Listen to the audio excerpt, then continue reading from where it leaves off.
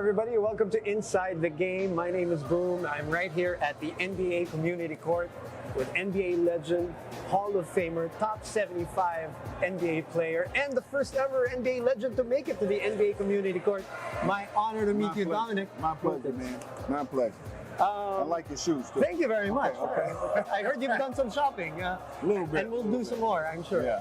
I want to start by saying first that you deserve to be in the top 50 in my book. I don't get an argument out of me. Top 75, yeah, but you deserve. Yeah. And 50 is the number that you should have gotten in Chicago with the dunk. I just want to put that out there. You know, it is what it is. It is what it is. But I'm just saying it. But you're right. You're right. I agree to 100%. There you go. Okay. So now, in relation to that, you're a Hall of Famer. There's around probably a little over 400 players in that group. So, elite, obviously. Top 75 players in that group, obviously. Yeah. But there are only maybe under 20, maybe 16, 17 who actually have a statue. I don't know if you know that, and I don't know if somebody's ever told you that you've hit the trifecta. Yeah, I think it's under 14, actually. 14 even? Really? Yeah. How does that feel? I mean, that's elite of the elite. You had the three categories. You're right. You know what it does? It immortalizes you, you know. It's like, you know, you're not human, almost. To be recognized that way. The great thing about it, it'll be there when we're long gone. You know, to represent what we stood for, what we represented. And I can tell you, it still puts me in awe.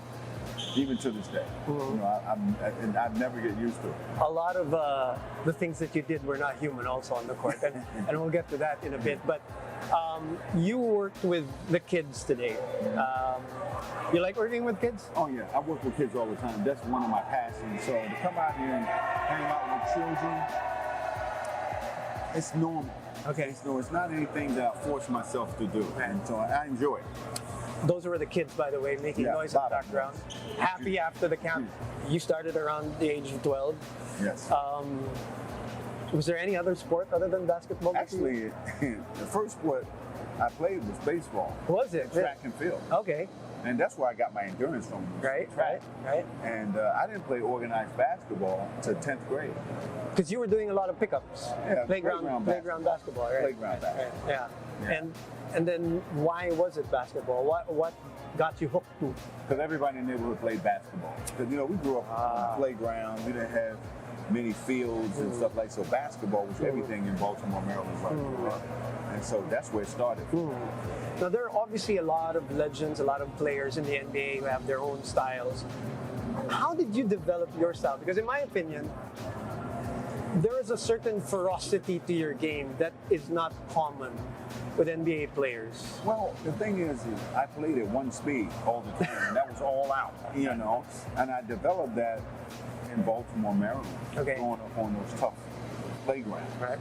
You know, you had to be tough to survive. And you had to be tough to even get on the court. So they wouldn't pick you if they didn't think you were tough enough, or you didn't win your first couple of games. You never got back on the court. Oh, really? So, it was embedded in me at a very early age, man. And I just knew when I was very young, this is where I was going. Right. This was going to be meant to be. Right. Even with the way you, obviously dunking is a big topic when we talk about you, even in that department, I don't think there's anybody like you with the ferocity, two-step, the two-foot jump. You know, I developed the 2-foot jumping more consistently my first couple of years in the NBA, and it happened in the NBA already. Actually, it happened by accident.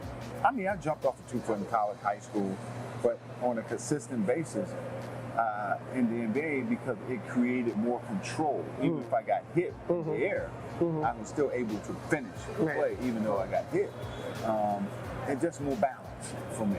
Oh, okay. When I tell people that, they're like, do you get more elevation from it? More elevation, more balance, and people look at me strangely when I say, hey, I felt more comfortable and got more balance in the air, because you know, if I got up in the air before you did, there's nothing you can do, you know. And the reason why I tried to dunk so hard is I wanted to deter defenders from trying to challenge. Of course.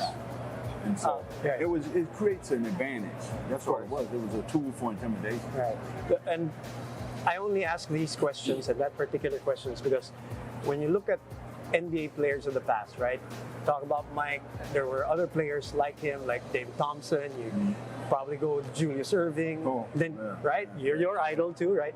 Kobe was like him, and then you have Magic Johnson. Who there are some Penny Hardaway comparisons, and then there's a Larry Bird, Dirk Nowitzki. But there was never anybody compared to you, which I thought was so unique. Does anybody? You know when people ask me all the time, who would you say is more like you? Yeah. Who? I'm like, I don't know. You can't. But what I do say is it may be a mixture of a couple guys. Okay. Like who? You know, like LeBron runs the floor. Okay. Hell of a runner. Right. You know, I was that, and being able to finish at the basket in traffic is not a lot of guys been able to do. Obviously, You yeah. know, Right. and so I would find ways to elude the contact. Yeah. You know, and people didn't know how I was doing it. Hell, I didn't even know how I was doing it. You know, it just came to you in the flow of the game. Right. And so I look at this stuff after, I'm like, oh, okay, that was different, you know. But a lot of stuff I worked on. I took one play or two plays from a great player, and I practiced at one or two things. I never tried to practice 20 things at one From time one guy, because you can't perfect it. If you're trying to do 20 things, do one or two things perfected. Next thing you do two more things. The next thing you know, you built the arsenal of Right. moves. And that's why I felt like no one could guard me one-on-one. It's like Bruce Lee, one kick 10,000 times. They practice it. You know, and you can put variations to that kick. Right. To make it look like he got like 1,000 different moves. Right. But it's one move, but with variations. From a ferocious standpoint, would Russell Westbrook be a good example? That guy, He attacks that basket. right? And he has like that look all the time. Yeah, him, John Morant. Ja They Morant. tax with reckless abandon. Abandon, right.